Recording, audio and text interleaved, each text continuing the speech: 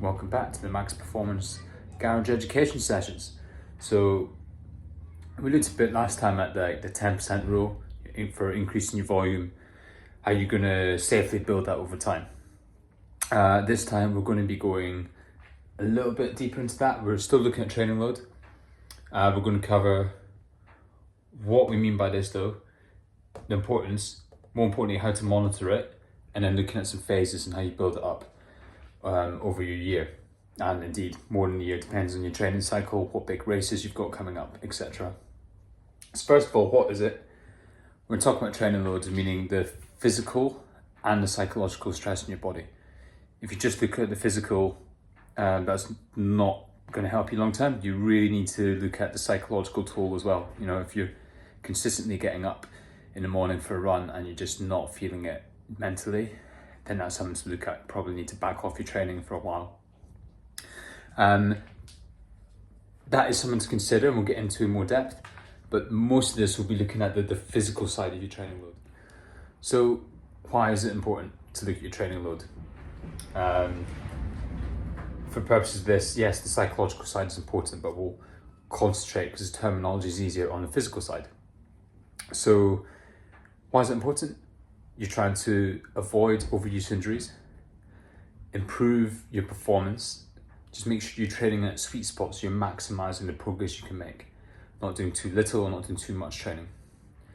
So if you think about this with a graph, what we're going to do is, okay,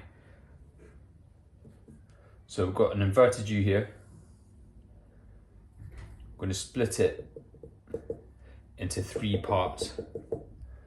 Okay, area 1 here, this side of the curve, area 2 in the middle, there goes the pen lid, and area 3 on this side of the curve. So what we've got your training load down here, and we've got how much progress you can make here. So essentially, too little training load, yeah, you make a little bit of progress, but not much. Too much, your progress starts going down. It's all about how you find the sweet spot here. That's what we're looking at.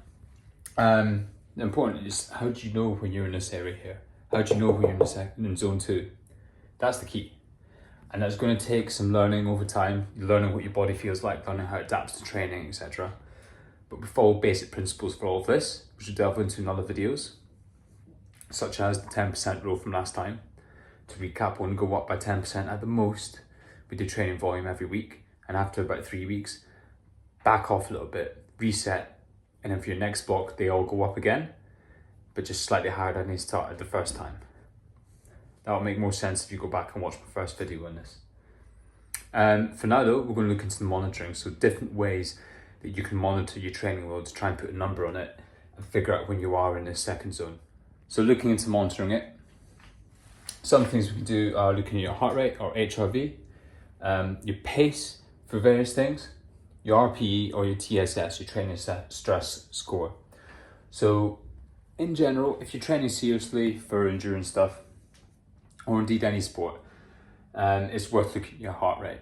Yes, watches are okay, but there's actually a lot of error when you're just doing it from your watch, your heart rate. You want to get a strap there to get any sort of accurate data. And from there, you can look at your heart rate, you can look at your heart rate variability in the morning and track things off that.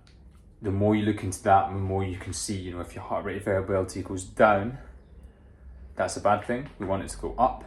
That's a sign that you're in a more recovered state and more likely to be in that second zone in the middle. If it suddenly goes above that, probably overtraining. But the heart rate is what we would measure a lot of training off. Different heart rate zones to work in, so we know that we're training appropriately, and not, say, increasing the amount of time you do or the amount of effort, and heart rate's creeping into, say, zone 4 out of 5, rather than zone 2, which the session was designed to do. Consistently do that, and you're more likely to be overtraining, not getting as much out of it as you want, so you get into that third zone on the right of that curve. And equally, if it's supposed to be, say, zone 2 training, let's say heart rate's supposed to be about 100, 120 beats per minute, then if it's only hitting 80, you're not pushing hard enough, you're going to be in that bit on the left of the curve, zone 1. Pace ties in with that, really good to do along with your heart rate to keep an eye on things. and really basic to do. No equipment required, but other than obviously using a bike or your running trainers, stuff like that. RPE, something to get used to. So for a lot of sessions prescribe, I might say, look, this session should be a 6 out of 10 RPE. That's rated perceived exertion. So if you're doing it and consistently your long runs on a Tuesday morning and a Thursday morning are 6 out of 10, and then you notice, okay, this week it was 8 out of 10, okay, keep an eye on that on a Tuesday. Thursday it's still an 8 out of 10, which it shouldn't be. Maybe you've even dropped the pace and it's still feeling really tough. That's a sign you're creeping past where you should be. You want to back off again to make sure you're in that middle bit of the curve. Just to refresh yourself, that was here. We've got that inverted U, we've got the 3 different zones. We want to be training in here, that second one. Not under training, not overtraining. So if you're suddenly finding that your sessions that are normally 6 out of 10 are now hitting an 8, you're probably here and we need to back off a bit. And TSS, your training stress score, as well as being tough to say apparently, that gets a little bit more complicated. So we're not going to get into that too much, but essentially you're looking at a combination of what the session duration is and how tough it was, and that gives you some scores that they try and have a number on and track over time. But if we're looking at this as a base level, you're getting this sort of information if you look at your heart rate and your pace and your RPE. That's a simple thing to do, and to start with that. Once you've trained consistently using that for a couple of years, then we could look into your TSS to really take things up to the next level.